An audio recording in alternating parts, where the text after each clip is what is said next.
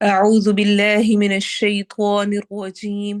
بسم الله الرحمن الرحيم. اللهم إني عبدك وابن عبدك وابن أمتك، ناصيتي بيدك، ماض في حكمك، عدل في قضاؤك. أسألك بكل اسم هو لك سميت به نفسك أو علمته أحدا من خلقك أو أنزلته في كتابك أو استأثرت به في علم الغيب عندك أن تجعل القرآن ربيع قلبي ونور صدري وجلاء حزني وذهاب همي. اے اللہ میں تیری بندی ہوں، تیرے بندے کی بیٹی ہوں اور تیری بندی کی بیٹی ہوں۔ میری پیشانی تیرے ہاتھ میں ہے، میرے بارے میں تیرا حکم جاری ہے اور میرے بارے میں تیرا فیصلہ عدل والا ہے۔ میں تجھ سے تیرے ہر اس خاص نام کے ساتھ سوال کرتی ہوں جو تو نے خود اپنا نام رکھا ہے یا اسے اپنی کتاب میں نازل کیا ہے یا اپنی مخلوق میں سے کسی کو سکھلایا ہے یا علم الغیب میں اسے اپنے پاس رکھنے کو ترجیح دی ہے کہ تو قرآن کو میرے دل کی بہار اور میرے سینے کا نور اور میرے غم کو دور کرنے والا اور میرے فکر کو لے جانے والا بنا دے، آمین۔ السلام علیکم ورحمۃ اللہ وبرکاتہ۔ سورۃ الدہر، آیہ نمبر 27۔ ان هؤلاء يحبون العاجلة ويذرون وراءهم يوما ثقيلا۔ بے شک یہ لوگ جلد جانے والی سے محبت کرتے ہیں، جلد ملنے والی سے محبت کرتے ہیں اور اپنے آگے ایک بھاری دن کو چھوڑ بیٹھے ہیں۔ ٹرانسلیشن دیکھیں، ان بے شک، ہاؤلائی یہ لوگ، ہاذا کی جمع ہے ہاؤلائی، یحبون وہ محبت رکھتے ہیں، ہا بابا اس کا روٹ ورڈ ہے، یا شروع میں پریزنٹ فیوچر ٹینس کی نشانی کے طور پر آ رہا ہے اور اس کا مطلب ہوتا ہے وہ، یعنی وہ محبت رکھتے ہیں۔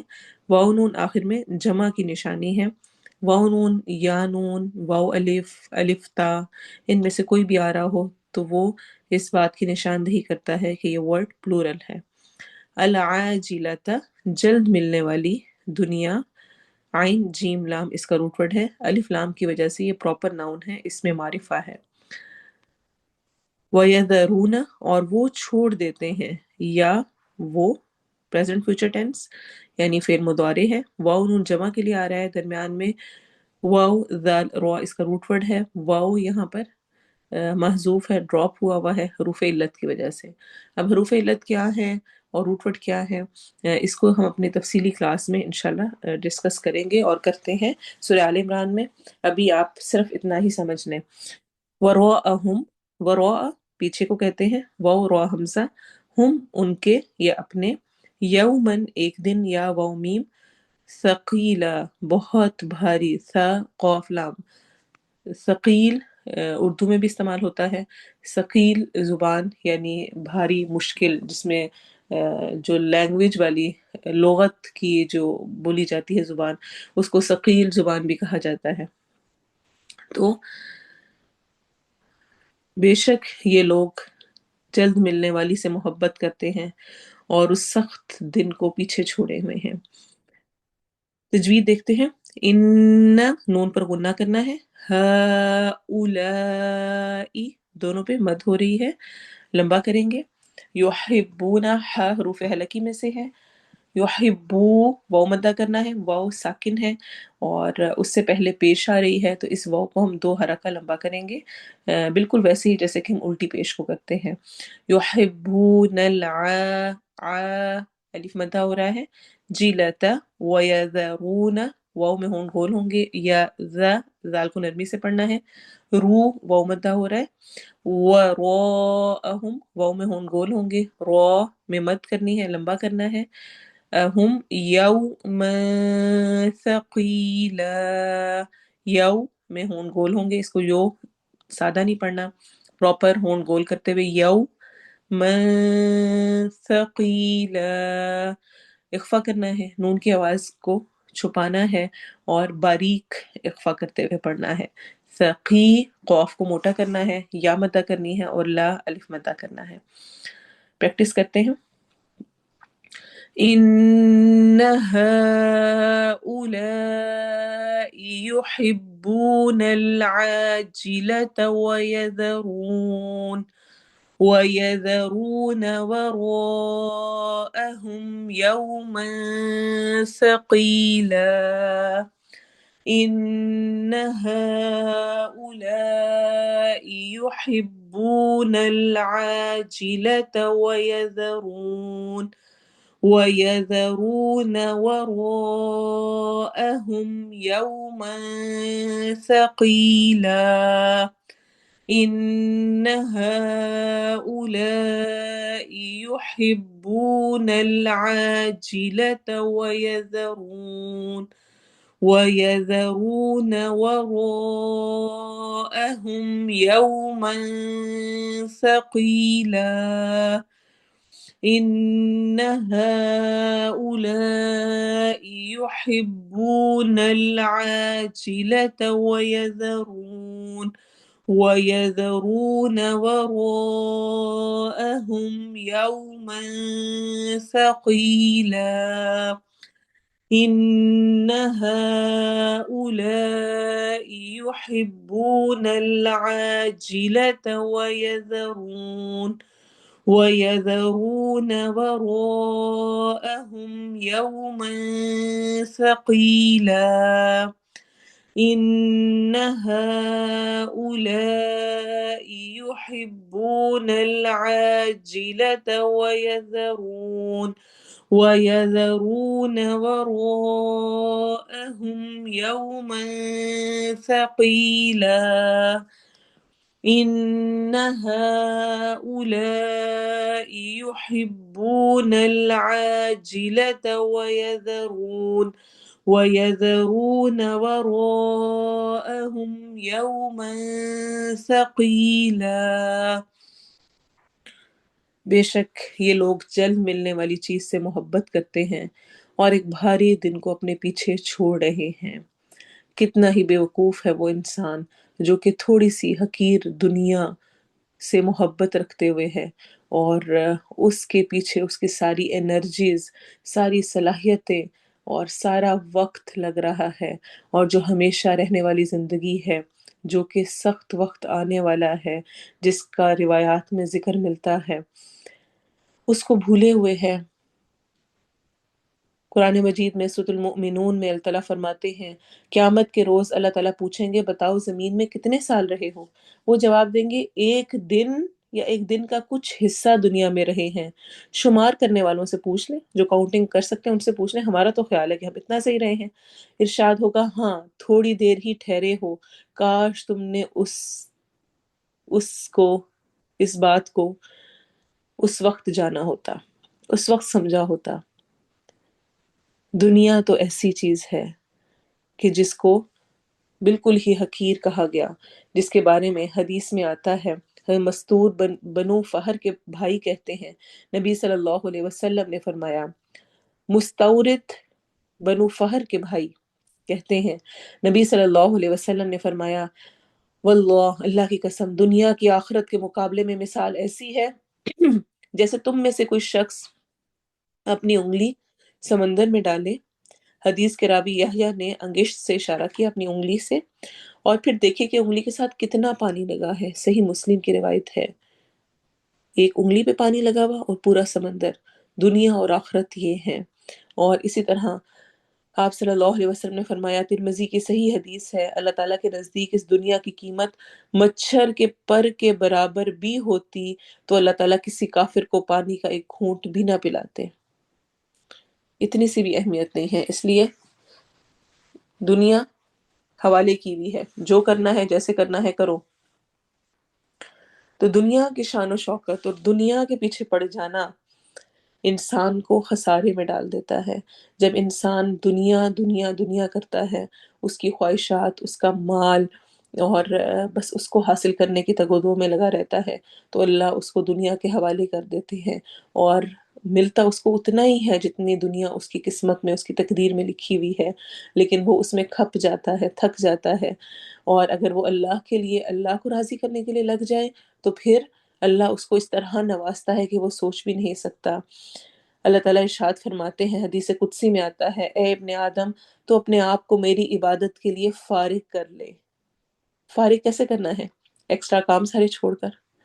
جب ہم نے کوئی ضروری امپورٹنٹ کام کرنا ہوتا ہے تو ہم کیا کرتے ہیں؟ باقی سارے اننیسیسری کاموں کو پیچھے کر دیتے ہیں کہ ابھی میں نے فارغ ہو کر اپنے بچے کو مثلاً بیٹھ کے پڑھانا ہے، ابھی فارغ ہو کے میں نے اپنی اسائنمنٹ بنانی ہے، اب فارغ ہو کے دھیان سے میں نے اپنے یہ کپڑے سٹچ کرنے ہیں۔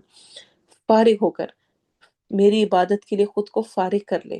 Extra activities, extra shopping, extra گھر کی سجاوٹیں، ایکسٹرا کوکنگ، ایکسٹرا سب چیزوں کو نکال دو۔ میں تیرا سینہ غنا سے بھر دوں گا اور تیرا فقر و فاقہ دور کر دوں گا۔ تیرا سینہ غنا سے یعنی پرسکون، اعتماد، جو ہے جتنا ہے الحمدللہ، پھر اور کی طلب نہیں، غنا سے بھر دوں گا اور تیرے فقر و فاقہ کو دور کر دوں گا۔ لیکن اگر تو اپنے آپ کو میری عبادت کے لیے فارغ نہیں کرے گا تو میں تجھے دنیا کے دھندوں میں پھنسا دوں گا اور تیرا فقر و فاقہ دور نہیں کروں گا۔ دنیا میں ہی تو پھنسا رہے گا، دنیا کو حاصل کرنے کے لیے ہی تیری کوششیں محنتیں لگتی رہیں گی۔ سوچیں، بہت سمپل سے ورڈ میں اگر میں اپنے آپ کو چیک کرنا چاہوں، اپنا محاسبہ کرنا چاہوں کہ کیا مجھے دنیا سے کتنی محبت ہے، واقعی میں دنیا سے بہت محبت کرتی ہوں، تو اپنے 24 آورس کو دیکھ لیں، کتنا وقت میرا دنیا کے لیے گزرتا ہے اور کتنا وقت میرا آخرت کی تیاری کے لیے ہے۔ سوچ لیں، ایک دنیا کا گھر ہے اور ایک آخرت کا گھر ہے۔ دنیا کے گھر کے لیے میں کتنا وقت نکالتی ہوں، سوچتی ہوں، اور اپنے جسم کے لیے کتنا وقت نکالتی ہوں، اور پھر ساتھ ہی سوچ لیں آخرت کا گھر اور اپنی روح کی خوراک، اس کو میں کتنا اہمیت دے رہی ہوں۔ آپ صلی اللہ علیہ وسلم نے فرمایا، جس نے دنیا کو اپنا مقصد حیات بنا لیا، دنیا ہی اس کا سب کچھ ہے۔ اٹھنا ہے صبح تو کھانے پینے کی فکر ہے، پہننے اوڑھنے کی فکر ہے، گھر کی سجاوٹ کی فکر ہے، ملنے ملانے اور پارٹیز کی فکر ہے، شاپنگ پہ جانے کی اور میچنگز کی فکر ہے، بس یہی سب کچھ مقصد حیات ہے، اللہ اس کے سارے کام بکھیر دے گا۔ یہ حدیث ہے، ابن ماجہ کی صحیح روایت ہے۔ اللہ اس کے سارے کام بکھیر دے گا اور اسے فقر و فاقہ میں مبتلا کر دے گا۔ دنیا کو مقصد حیات بنا لیا، دن رات دنیا کے لیے کوششیں ہیں، یہ نہیں کوشش نہیں کر رہا، کوششیں سب کچھ کر رہا ہے، سارا کچھ کرنے لگا ہوا ہے، کام سارے بکھر گئے، ہوتے ہی نہیں، کبھی کوئی رکاوٹ، کبھی کوئی مسئلہ آ گیا، اور فقر و فاقہ میں مبتلا کر دوں گا، ملے گا بھی کچھ نہیں۔ اور دنیا اسے ملے گی اتنی ہی جتنی اس کی تقدیر میں لکھی ہے۔ اور جس نے ہر معاملے میں آخرت کا ارادہ کیا، یہاں تک کہ گھر کے کام اور کوکنگ بھی کر رہے ہیں تو اس لیے کہ میرے رب نے مجھے حکم دیا ہے، اپنے رب کی رضا کے لیے میں اپنے گھر والوں کو کھلا رہی ہوں۔ صفائی اس لیے کر رہی ہوں کہ صفائی نصف ایمان ہے، تو میں نے گھر کو صاف کرنا ہے، ایکسٹرا چیزیں میں نے رکھنی ہی نہیں کہ مجھے بہت ڈسٹنگ کرنی پڑے، بہت سنبھالنا پڑے، بہت ایکسٹرا اس کو مینٹین کرنا پڑے۔ میں نے تو اپنے آپ کو فارغ کرنا ہے اللہ کی عبادت کے لیے، اللہ اس کے سارے کام درست فرما دے گا۔ حدیث کیا کہہ رہی ہے؟ اور جس نے ہر معاملے میں آخرت کا ارادہ کیا، اللہ اس کے سارے کام درست فرما دے گا اور اس کے دل کو غنی کر دے گا، اور دنیا اس کے پاس ذلیل ہو کر آئے گی۔ دنیا کے لیے کوئی فکر نہیں کر رہا، مقصد حیات دنیا کو نہیں بنایا، آخرت کا ارادہ کیا ہے، لیکن اللہ اس کے سارے کام درست کر دے گا۔ ایسے ایسے ہوں گے کہ انسان سوچتے رہ جائے گا، فرشتوں کی مدد ساتھ شامل ہو جائے گی، دل غنی ہو جائے گا، اور دنیا اس کے پاس ذلیل ہو کر آئے گی، خود بخود اس کو وہ سب کچھ ملے گا جس کی محبت اس نے دل سے نکال دی، جس کی جدوجہد سے وہ اس نے اپنے آپ کو پیچھے ہٹا لیا، اللہ وہ اس طرح لا کے سامنے کھڑا کر دے گا کہ انسان حیران رہ جائے گا۔ اسی طرح ابن ماجہ کی حسن روایت ہے، جس نے سارے غموں کو ایک غم میں سمو دیا، یعنی آخرت کا غم، اللہ اس کے دنیا کے غم اپنے ذمے لے لے گا، اور جو دنیا کے غموں میں مبتلا رہے گا، روتا رہے گا، نہ شکری کرتا رہے گا، واویلا مچاتا رہے گا، تو اللہ کو کوئی پرواہ نہیں وہ کس وادی میں ہلاک ہوتا ہے۔ تو دنیا کی محبت سے نکلنا ہے، اور کیا ہے؟ وہ ایک بھاری دن کو اپنے پیچھے چھوڑ رہے ہیں، وہ سخت دن، وہ آخرت کا دن، وہ میدان حشر، جس میں لوگ مختلف حالتوں میں اٹھائے جا رہے ہوں گے۔ کوئی اندھا کر کے اٹھایا جائے گا، کوئی چونٹی کی شکل میں اٹھایا جائے گا، کوئی سر کے بل اٹھایا جائے گا، لوگ پاؤں تلے روند رہے ہوں گے، آنکھیں پتھرائی ہوئی ہوں گی، دل کانپ رہے ہوں گے، کلیجے منہ کو آ رہے ہوں گے، کوئی غمگسار نہیں ہوگا، کوئی مددگار نہیں ہوگا، نہ کوئی کسی کی طرف دھیان دے گا، نہ کوئی کسی کو دیکھے گا، لوگ ننگے پاؤں ننگے بدن ہوں گے، سورج 1 میل کے فاصلے سے آگ برسا رہا ہوگا، only 1 mile۔ آج زمین سورج کا ہماری زمین سے فاصلہ 9 کروڑ 30 لاکھ مائلز ہے۔ 1 مائل پہ آ جائے گا سورج۔ زمین دہک رہی ہوگی، جسم سورج کی آگ میں جل رہے ہوں گے، زمین پر پاؤں رکھنے مشکل ہوں گے، دور دور تک کہیں کوئی سائے کا نام و نشان نہیں ہوگا۔ لوگ اپنے اپنے عقائد اور اعمال کے مطابق پسینے میں شرابور ہوں گے، کسی کو ٹخنوں تک، کسی کو پنڈلی تک، کسی کو گھٹنوں تک، کسی کو کمر تک پسینہ آیا ہوگا، کوئی سینہ اور گردن تک پسینے میں ڈوبا ہوگا۔ کفار اور مشرکین کو منہ میں پسینے کی لگامیں ہوں گی، کچھ اس کے اندر ڈبکیاں لگا رہے ہوں گے۔ بھوک اور پیاس کی شدت سے لوگوں کا برا حال ہوگا۔ بھوک، پیاس، شدید گرمی کی حالت میں لوگ 50,000 سال تک کھڑے رہیں گے اور تنگ آ کر اللہ تعالیٰ سے دعا کریں گے، یا اللہ ہمیں اس مصیبت سے نجات دلا، چاہے جہنم میں بھیج دے۔ طبرانی کی روایت ہے، یعنی اتنے زیادہ سخت قسم کے اس کیفیت میں ہوں گے۔ پھر اس کے بعد جب حساب کتاب ہوگا، لوگوں کو ان کے نام اعمال ملیں گے، اہل ایمان کے سامنے ان کا سب کچھ آ جائے گا، اور ایسے ہی مشرکین کے سامنے آ جائے گا۔ ایمان والوں کے چہرے خوش ہوں گے، تر و تازہ ہوں گے۔ انہوں نے دنیا کی زندگی کو اپنا غم نہیں بنایا تھا، آخرت کو بنایا تھا۔ اس دن ان کے چہرے کھلے ہوں گے، ہر کسی کو آوازیں لگائیں گے۔ سورہ حق آیت نمبر 19 کے مطابق، ہا امقرؤ کتابیہ، لوگو آؤ آؤ میرا نام اعمال دیکھو۔ جس طرح بچہ فرسٹ آتا ہے، پوزیشن لیتا ہے، کیا کرتا ہے؟ ہر کسی کو دکھاتا پھرتا ہے، یہ دیکھیں میرا رزلٹ، یہ دیکھیں۔ تو جس کا اچھا ہوگا، الابرار جو ہوں گے، عباد اللہ، وہ کیا کریں گے؟ ہر کسی کے سامنے اپنا نام اعمال پیش کریں گے، کل جو میں نے امتحان کی تیاری کی، دیکھو اس کا رزلٹ۔ اور جنہوں نے تیاری نہیں کی ہوگی، ذلت ان کے چہروں پر چھائی ہوگی، حسرت و ندامت سے وہ اپنے ہاتھوں کو چبائیں گے اور کہیں گے کاش میں اپنا نام اعمال نہ دیا جاتا، یا لیتنی لم اوت کتابیہ ولم ادری ما حسابیہ، اور کاش میں نہ جانتا کہ میرا حساب کیا ہے۔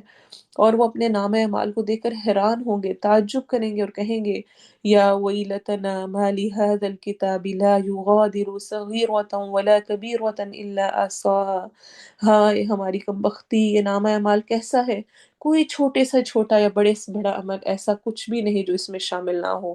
سورہ کہف آیت نمبر 49 میں آتا ہے۔ اور پھر اللہ تعالیٰ کے روبرو بغیر کسی ترجمان کے، کوئی ٹرانسلیٹر کے بغیر ڈائریکٹ حساب کتاب ہوگا۔ آسان بات ہے۔ ان هؤلاء يحبون العاجلة ويذرون وراءهم يوما ثقيلا، سخت دن، بھاری دن، اللہ ہمیں آخرت کے غم کو اپنا غم بنانے والا بنائے، ہمیں آخرت کی تیاری کی توفیق دے اور دنیا کی محبت کو ہمارے اندر سے نکالے۔ آمین۔ سبحانک اللہم و بحمدک، اشہد ان لا الہ الا انت، استغفرک و اتوب الیک۔ السلام علیکم ورحمۃ اللہ۔